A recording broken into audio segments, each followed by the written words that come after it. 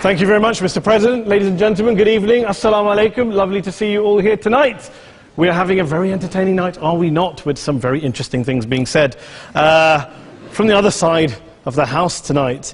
Let me begin by saying, as a Muslim, as a representative of Islam, I would consider myself an ambassador for Islam, a believer in Islam, a follower of Islam and its Prophet.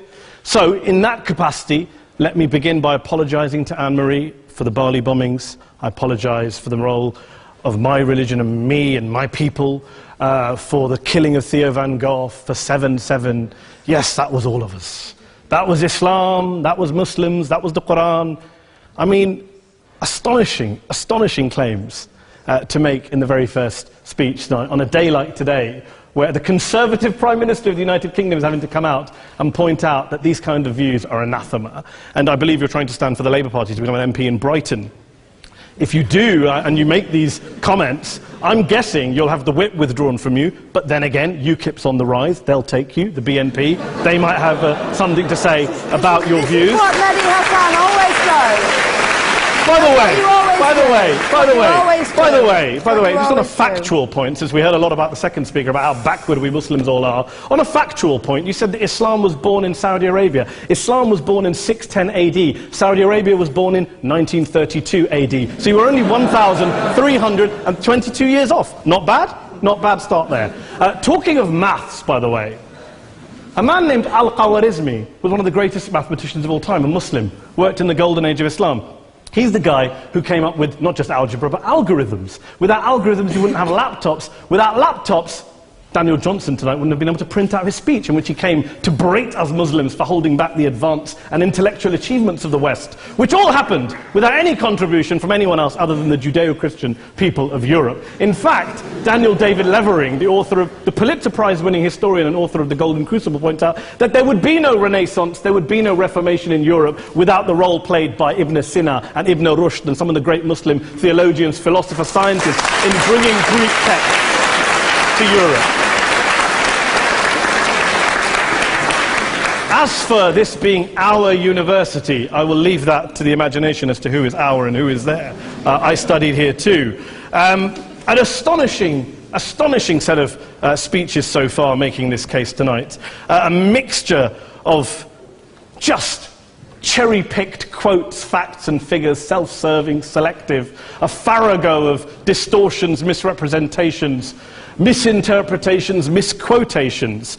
Daniel talked about my article in the New Statesman, which got me a lot of flack, where I talked about the anti-Semitism that is prevalent in some parts of the Muslim community, which indeed it is. Of course, I didn't say in that piece that it was caused by the religion of Islam. In fact, modern anti-Semitism in the Middle East was imported from, finish the sentence, Judeo-Christian Europe, where I believe some certainly bad things happened to the Jewish people. In fact, Tom Friedman, Jewish-American columnist in the New York Times, told me in this very chamber last week that he believed, had Muslims been running Europe in the 1940s, 6 million extra Jews would still be alive today. So I'm not going to take lessons in anti-Semitism from someone who's here to defend the Judeo-Christian values of a continent that murdered 6 million Jews.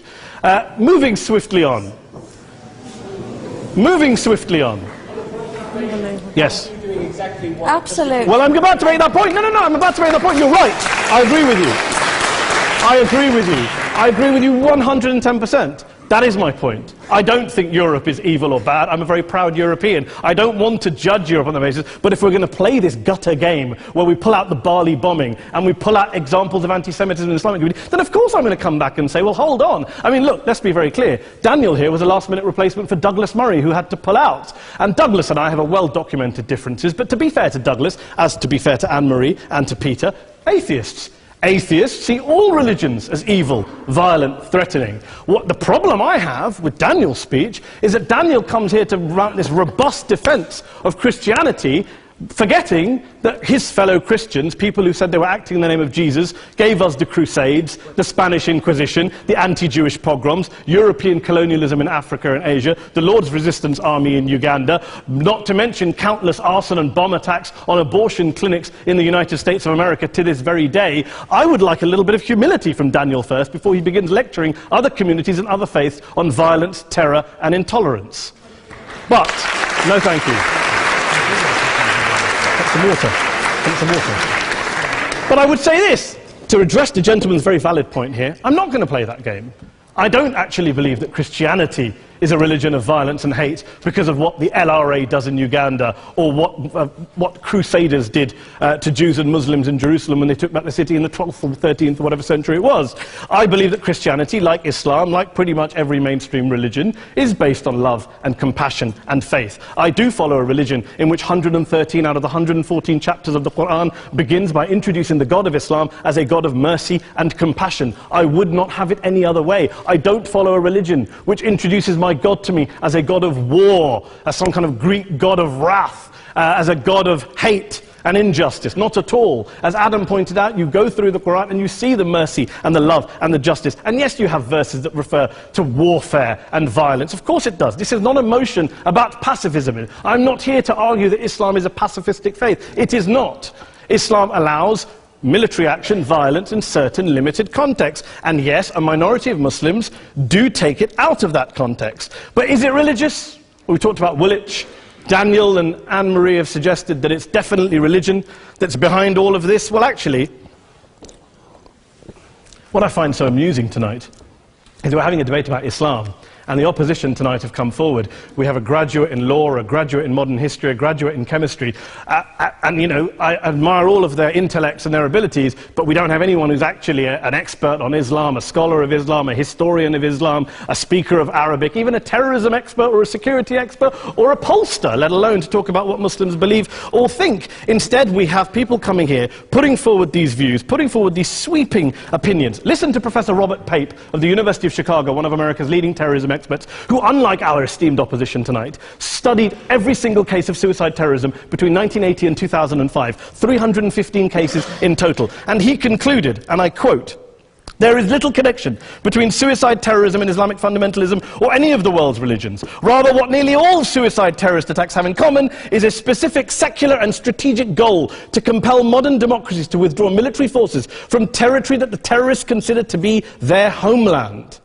And the irony is, when we talk about terrorism, the irony is that the opposition and the Muslim terrorists, the Al-Qaeda types, actually have one thing in common.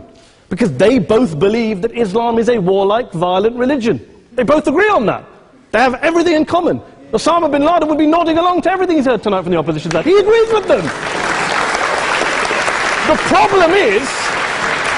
problem is that mainstream Muslims don't. The majority of Muslims around the world don't. In fact, a gentleman here started quoting all sorts of polls. Gallup carried out the biggest poll of Muslims around the world, of 50,000 Muslims in 35 countries. 93% of Muslims rejected 9/11 and suicide attacks. And of the 7% who didn't, they all, when polled and focus grouped, cited political reasons for their support for violence, not religious reasons.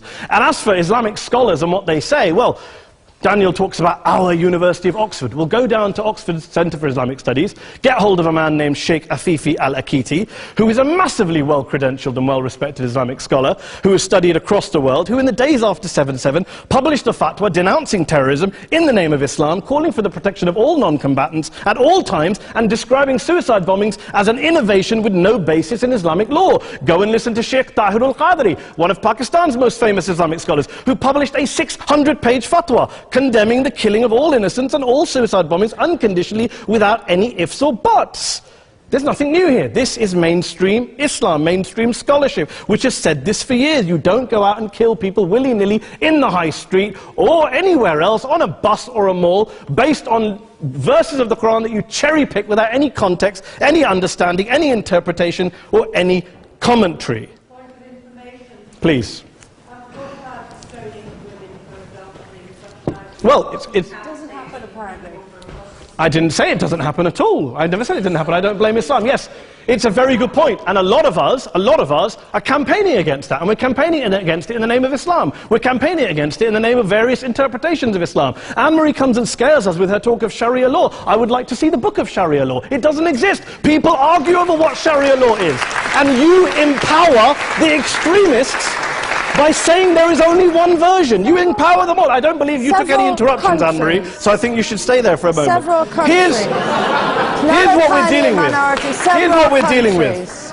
We are dealing, I took your point. Here we are dealing with a 1400-year-old global religion followed by 1.6 billion people in every corner of the world, a quarter of humanity, of all backgrounds, cultures, ethnicities. And yet the opposition tonight wants to generalize, stereotype, smear in order to desperately win this debate.